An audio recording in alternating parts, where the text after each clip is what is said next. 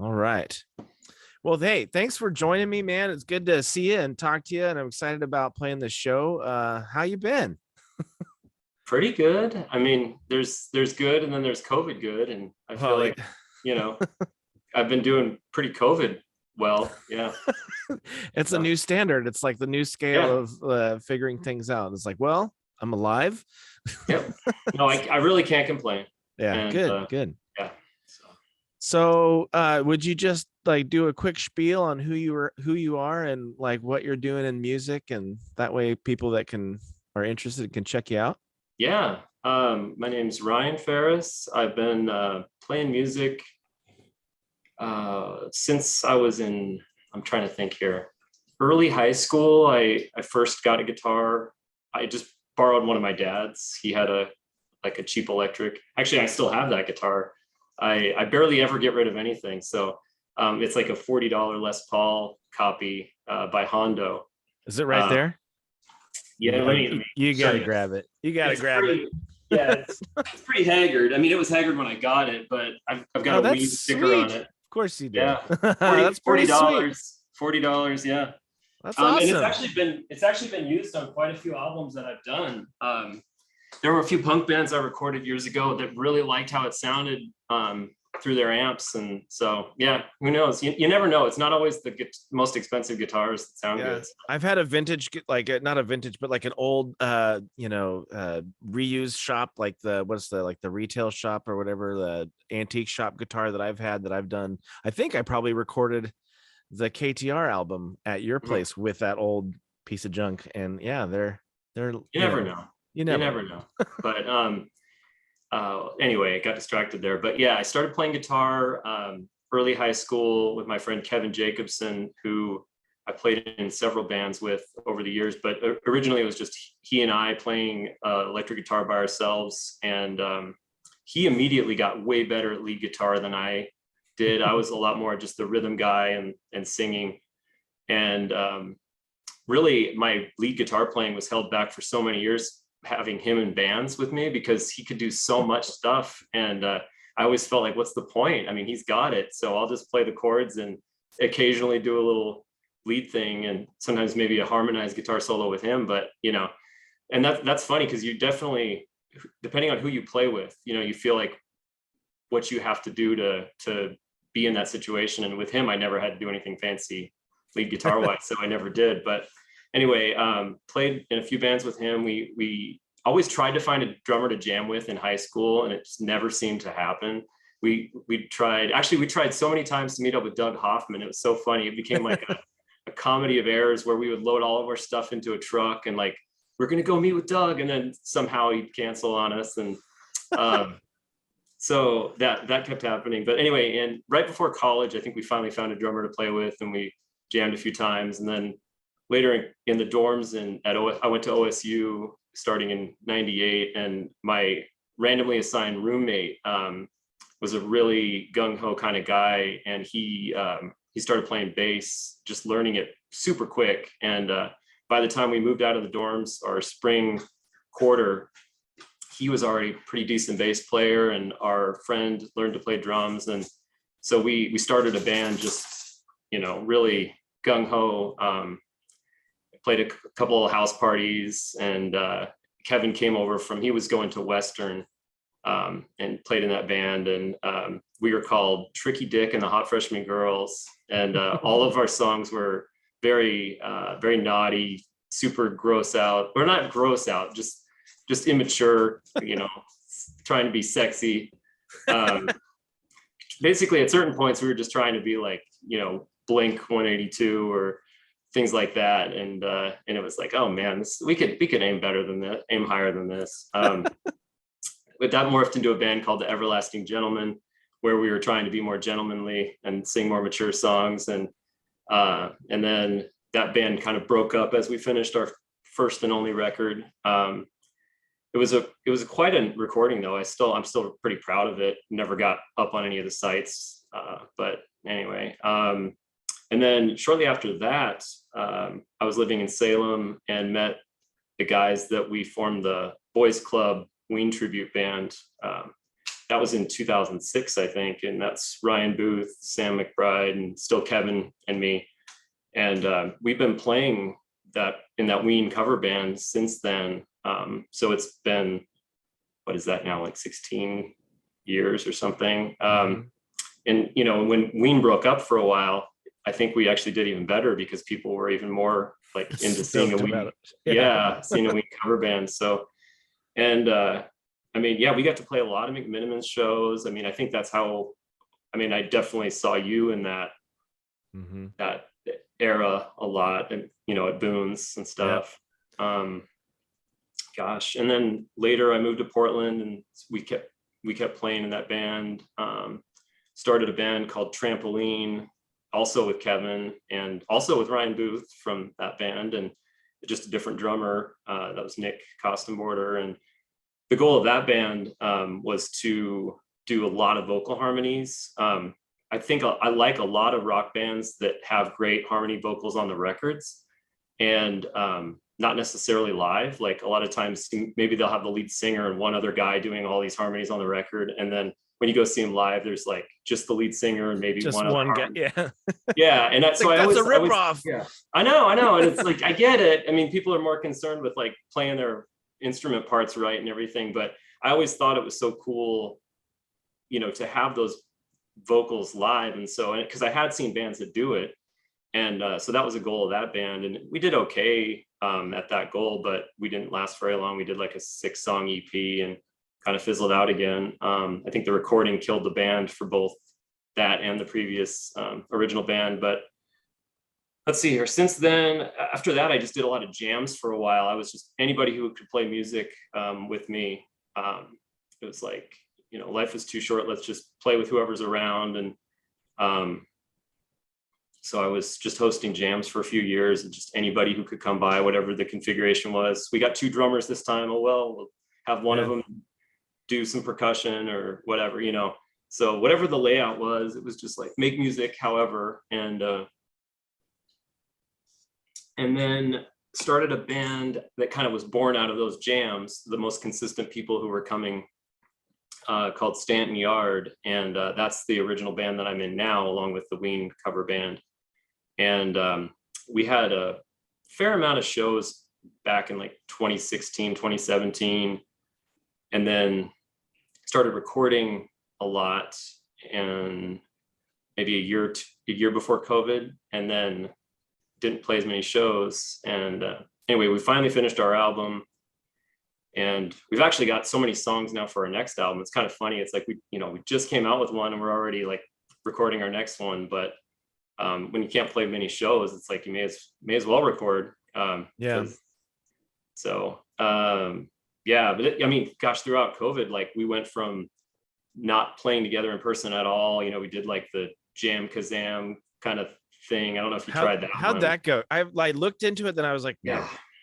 It was definitely not consistent. We had some nights where we were doing that, and we were like, this is amazing. Like it works so well. The latency was really low. We could hear each other really well. We could play, and it wasn't as cool as normal practice, but it was, you know, we'd take anything we could get. And then there were other nights where it was so much latency that it was just like, this sucks. You know, it just made you not even want to play music. And it was just, I think it's actually improved a lot since then. This was pretty early COVID that we were doing that. But anyway, yeah, we tried it for a while. And then once the weather got better, that first year of COVID, I think I did a setup with a bunch of extension cables out of my basement. So I was running stuff to the backyard, and we'd have the drummer and me down in the basement, because we're family. It's my brother-in-law, Adam. And we were already in a bubble for, you know, family stuff. And so we'd be down here, and then the other 2 guys were outside in the sun, you know, far apart. And so we tracked probably a fourth of our album like that, with them outside and us down here with headphones and everything. So was that tricky? Was that like you can't see them, you can hear them type of thing? You know, I think it made us better listeners. I think sometimes when you're in a room with people, you just kind of assume you know what's going on, and you of course you have the visual cues, which is nice. But I think we got to be better listeners. And when you're jamming, especially like if you're not it's one thing to have a rehearsed song, but yeah, if you're just jamming with people, it is really important to listen. And I think it reminded us of like, just try to cue on what the other ones are doing. And maybe I shouldn't be playing all out loud right now and listening to where the vocal is. And anyway, on Stanton Yard, all of us sing. On the first record, we only had 3 people doing lead vocals and writing songs, but on this next one, I think it'll be all 4 of us. But yeah, every one of us sings on every song, you know, so we have, some of them are really big vocal harmony parts, other ones are a little more subtle, but we're all singing on every song and planning on doing that live too. Yeah, it's kind of, you know, it's just that same goal I was talking about, like try to do the vocal harmonies along with the rock and roll and see how well we can pull it off.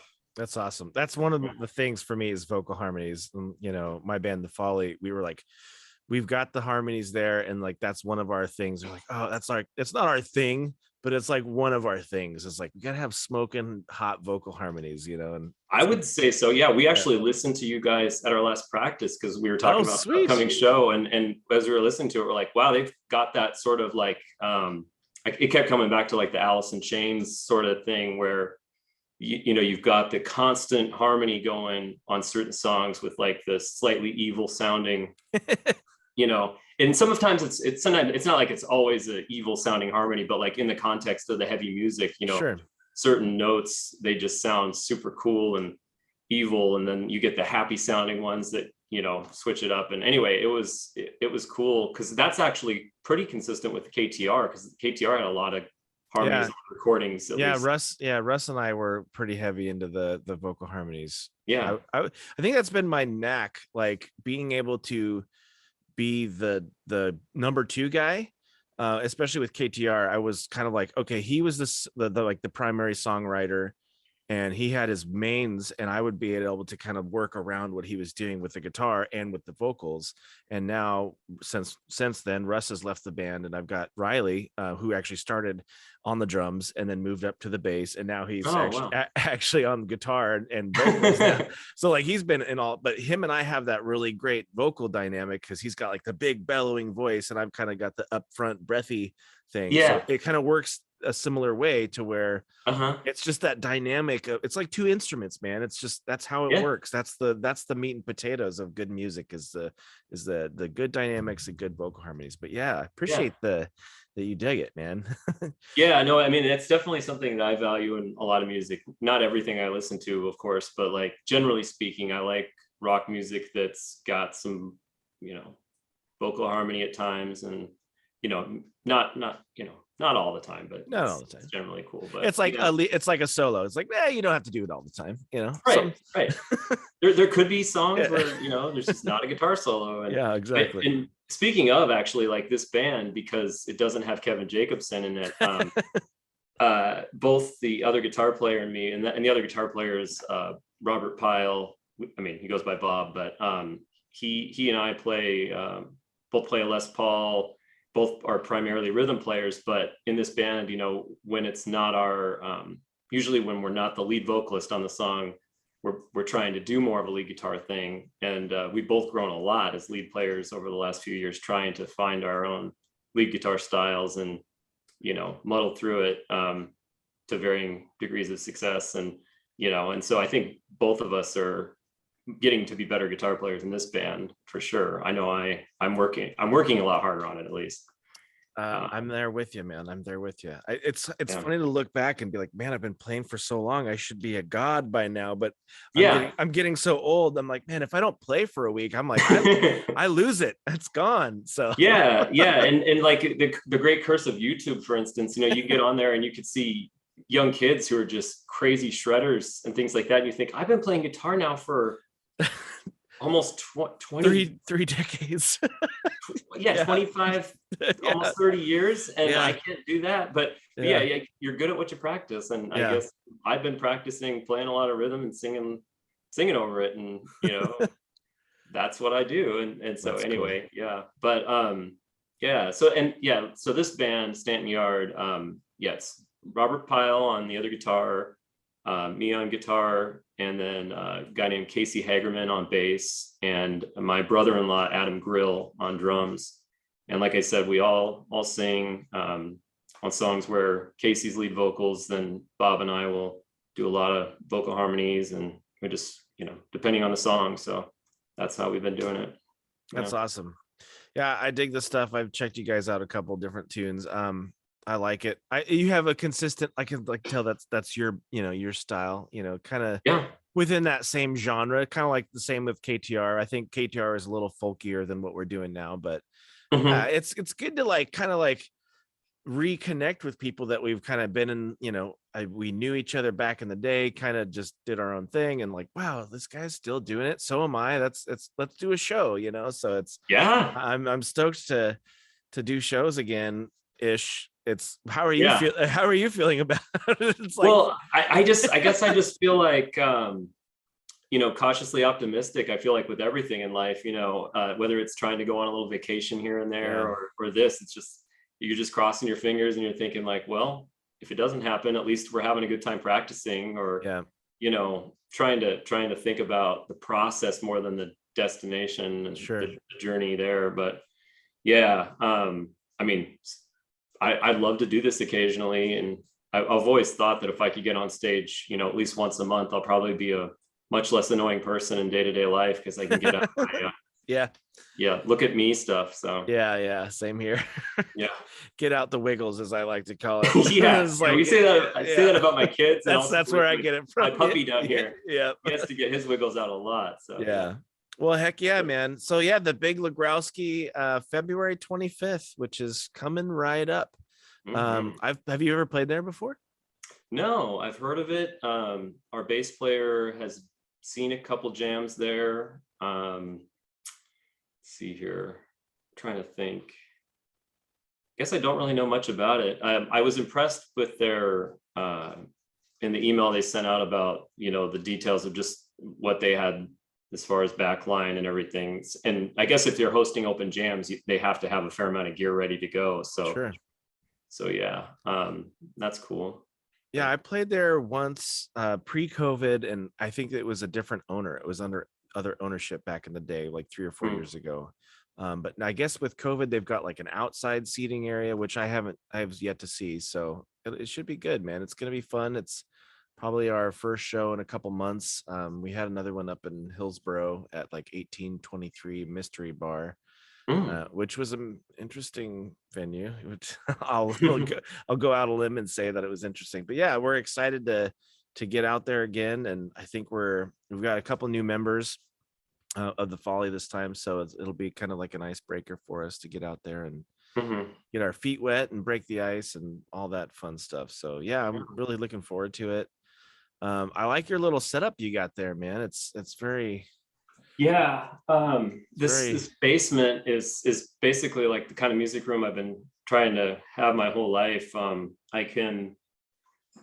I could probably move the camera around, but you can see most of it from here. It's nice, man. It's good. Probably the most unique thing about how we practice here is, in order to not be so loud, we started doing like an electric drum kit, but I took an acoustic kit and then took the normal heads off and put the mesh heads on. And so that way you're hitting the same size, big, cool looking drum, and you're not hitting these little rubber pads and all that. So it's just a normal drum kit, but with the mesh heads with the triggers in it. That's cool. What a good idea. I mean, it was expensive though, because the brain that has all the sounds that you trigger, it's this one called the Pearl Mimic Pro, and it's my most expensive piece of gear, which is funny. I'm not even a drummer. I mean, I play them now. I've been playing drums off and on just, by myself and at jams for like maybe the last 10 years, but I still wouldn't say I'm a drummer. But yeah, it's funny. My most expensive piece of gear is these drum sounds, because it's basically just like samples recorded in a really nice studio. There's some of those, can I even remember the name of the company right now? For some reason it totally escapes me right now, but it's a guy who does a lot of metal samples. Stephen Slate. Yeah. That's the first thing. That's like the only one I know. I don't use them, so yeah, but it's a lot of those samples, and so you're hitting these triggers inside of a real drum kit, and then you hear those awesome sounds. And it sure has made mixing music really easy. Yeah. I don't have any bleed in the drums like I used to. Like the vocal mics in this room, it's basically just vocals. And everything is also DI with headphones or whatever. Yeah, Yeah. yeah. Do a lot of What's the cymbals pods. like? Do you have like the like Yeah, the cymbals they're by a company called ATV, and they're again it's very expensive. Like I think the hi-hat was like 400, the ride was, or maybe the hi-hat was like 500, but they were all like $300 to $500 each for these things, and they sound really good, but the actual response while you're playing it, it's really hard to do that with cymbals. It's one thing to have a tom sound cool when you hit it, but I would say for the drummer who's playing it, they feel like, well, I guess I'm 3/4 of the way there. But then when you're listening to it later, the drummer's like, wow, I've never been recorded with a kit sounding like this, or if they have, it took hours to get that tone or to get that sound. And then so you do your overdubs or whatever they put together in there, your comps or something, like your snare samples and stuff. Yeah, exactly. Or you may be doing a mix of real drums and samples anyway. So yeah, Right. I mean, it's one of those things where it's just become like a utility thing of, it's not loud. It's really easy to record. We all have like a headphone mix where we can control everything with our phones in an app. So you can just decide how much of yourself you want to hear for this instrument, how much of the drums, and that's cool. Yeah, no, it's amazing. I can't recommend it more. But the thing is that we're so used to playing with these awesome headphone mixes that going to play a show with normal monitors and mains, like, what is this? It sounds real. It's not fun. Yeah. No, I mean, I'm sure it'll be fine. We're actually going to do a practice at a friend's house in he's got this compound way out in the country, and we're just going to be loud in a big room to make it more like a show, to practice that way. And I was reminded of what I used to always do when I play shows at venues where, you didn't know if you'd have good monitors, which is I'd always wear earplugs. And then I would at least be able to hear my own vocal, in my head because of the earplugs. And that's a good idea. I didn't even think about that. Because they have to be like the foam earplugs where you get that real tight seal. Right. You can feel it like vibrating in your head. You at least know what you're singing.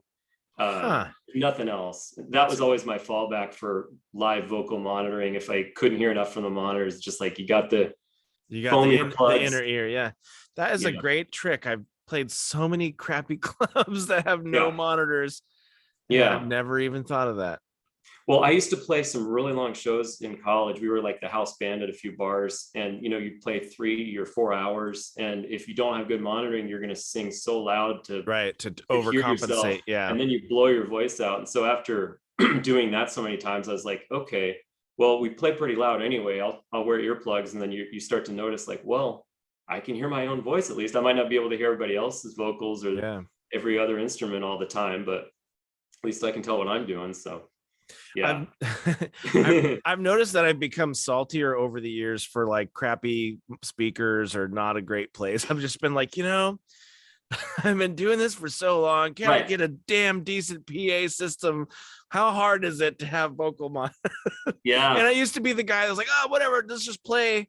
Yeah. And now I'm salty. I'm just like, no, I'm not playing this show. I'm not playing there. Right. Yeah. No, I mean, life is short, right? Yeah, exactly. Put up with crap, but no, I mean, it's a good way to put up with crap, though. Yeah. There's worse things you could have to deal with. So what? Anything else going on? You're still recording people, or just your band, or is that your little? Occasionally, I record other projects. Usually from like a few of my longtime friends who've never stopped recording. Sometimes people record stuff at home and they'll send it to me to mix, or maybe they'll mix with me and track some overdubs over here. Sure. Vocals. I have a few friends who will record their projects at home and then they'll send them to me and they'll have me overdub little drum parts or vocal harmonies, and just depending on the song. And I like doing that.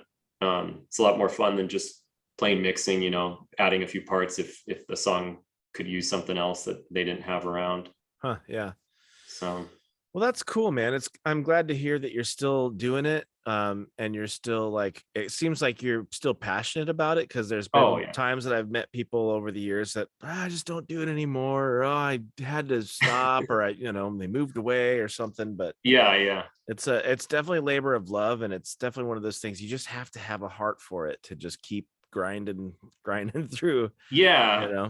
I think I just really like the process, and even if I wasn't playing shows or putting out music that other people can hear, I just like to do it. I love having a song that I'm in the middle of writing where during my work day I can just be thinking about like, oh, what am I going to do for that verse? Or Yeah. it's just something that's always cooking in the back of my head. Like I personally don't write songs very often, but I'll have something going for months, years sometimes, because I just don't force it. Hmm. But it's nice to, when you are making progress on something, you're going about your day, doing your chores, doing your job, and you've got something in the back of your head of just, working on that song and writing down the lyrics as they come and humming stuff into your phone and all the little ways we can remember stuff now. But Yeah, and then every so often the fireworks happen, and you're like, oh, that's it, I found yeah, it. Yeah. yeah, I actually had something happen when we were making this last record where one of the newer songs, I actually woke up one morning, never had this happen before, and I had almost like the whole song in my head. Wow. It wasn't a particularly like original song. It was fairly generic, sort of a pop punkish thing. But it was just weird because in the song I was listening to it on a little boombox in the dream, and in the dream it was my band's song. And when I woke up, I was like, wow, okay, I can still remember the song. And I got up and hummed it, wrote down some words, and I was like 2/3 of the way done, and then I finished it with the band. And and it, Nice. it was just kind of like a freebie. um, That's cool. yeah, because usually for me it'll be like start with a riff or a chorus or something, and then you slowly build it up. And this was almost the whole thing. It was like adding a bridge, and the band did some arrangement stuff with me to make it a little more interesting. But yeah, it was pretty funny. You guys, are you playing that one coming up here at Yeah, the actually that Grouse? one's float above. Oh, and this is hilarious to me because I've never done this either. But we got some vinyl, Heck yeah. and we didn't want to spend like the what do you say, like 1,000+ just to get like a master Sure. whatever thing. I don't even know enough about it to know exactly how that works, but traditionally I think you'd have to spend at least $1,000 to have like your master record that you then use to press all the other Sure. duplicate things. And so we found a service that can do cutting where they just cut each one individually. And Huh. it's still not cheap. It ended up being something like $30 per, but we just thought, we never had any of our music on vinyl. I think we did 21 of them, and our drummer didn't care. He's like, I don't have any vinyl, so I don't want it. But everybody else was like, okay, well, if we each buy 7 of them, we each pay like $200. We can give them to family, friends, maybe sell a few if anybody wants them, and sell them at a loss, because we're not going to charge $30 Yeah, for it, but probably $20 or something. yeah. But that's where we are. We're like working guys who are willing to lose money selling some vinyl of our songs just to be like, hey, we have a vinyl record, total Yeah. vanity release. Yeah. Yeah, exactly. Yep. I mean, it's kind of the same idea, like lugging all the stuff to the show, Mhm. setting it up, playing for 25, 40 minutes, and then, okay, got a beer out of it. Let's do it Yep. again next weekend. Exactly. No, that's the thing. Even though you may be a diva for having some good sound, otherwise you're totally, it's at a loss. You just Oh, like to yeah, absolutely. That's like, I should have been like a carpenter or a mechanic or something, just Mhm. something useful, but no, music it is. Yeah, yeah. Well, hey, Um, yeah, oh, I had one more. What was I gonna yeah. say? I already lost it. Oh well, yeah, no worries. Well, if it comes to you, text it to me or something. But hey, man, it was good chatting with you, and I'm really excited to play the show coming up. I guess we should plug it one more time. Yeah. February 25th, at the Big Legrowski in Portland, and I believe the show starts somewhere at 7 or 8 or 9. So look at the flyer. The flyer's out there. Oh, the flyer thing we should talk about, because that was a Oh fun my. escapade. I don't think I've ever Yeah. had so much trouble with a flyer before Yeah. No, that in was that my was life. great. It was like different address. Wrong Well, and time. we didn't know about some of the The other band bands. names Yeah, either. So but oh yeah, man, I've it's a just moving target, you know. it really was. And like I'm kind of embarrassed. I'm like, wow, I dropped the ball on it, and it was like a 3-week process to get that flyer going, but we got the flyer. Eventually the show's going to happen. It'll be like, yeah, remember that flyer issue? So yeah. Anyway, February 25th, the Big Legrowski. We've got the Folly, Stanton Yard, another couple bands, Immaculate, and there's another one that was just added to the Saint Babe. Saint Babe. So Sounds like they're like the house band of the Big Legrowski. sweet. Big Yeah. Legrowski. Yeah. Sweet. Yeah. Yeah. So we're looking forward to it. It's exciting to get out there and play again. We're looking forward to spring and summertime to where we can do some outdoor shows and Oh yeah. not have to be so spooked about playing in confined spaces. But Mhm. but yeah, man. Hey, thanks for doing this quick little podcast with me. Feel free to share it, spread the word, Yeah. Will plug do. it around the interwebs, and we'll see you on the 25th. Again, thank you so much. Thank you for having me here, and thanks for the invite on the show. Awesome, man. All right, we'll see you soon. All right. All right, take care. Bye-bye.